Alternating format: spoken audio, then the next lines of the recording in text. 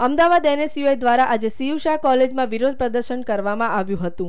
લેબોરેટરીમાં breakage charge લેવામાં આવતો હોવાથી આ વિરોધ કરવામાં આવ્યો હતો, જેમાં NSUIના કાર્યકરોએ ભાગ લીધો હતો અને કોલેજ મેનેજમેન્ટ વિરોધી સૂત્રોચ્ચાર કર્યા હતા। બીજી કોલેજમાં આવો કોઈ ચાર્જ લેવામાં આવતો ન હોય તો ફક્ત CU શાહમાં જ કેમ તેવા વેધક સવાલો NSUI કાર્યકરો દ્વારા મેનેજમેન્ટને પૂછવામાં આવ્યા હતા। આ અંગે તેમણે રજિસ્ટ્રારને આવેદનપત્ર પણ પાઠવ્યો હતો અને જો 24 કલાકમાં કોઈ નિરાકરણ ન આવે તો ઉગ્ર આંદોલનની ચીમકી ઉચ્ચારવામાં આવી છે।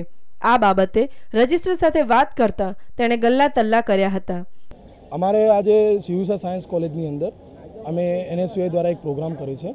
તેમાં CU શાહ સાયન્સ કોલેજની અંદર બ્રેકેજ ચાર્જના નામ ઉપર 50 રૂપિયા ઉઘરાવવામાં આવે છે દરેક, જે બીજી સાયન્સ કોલેજોમાં નથી ઉઘરાવવામાં આવતા।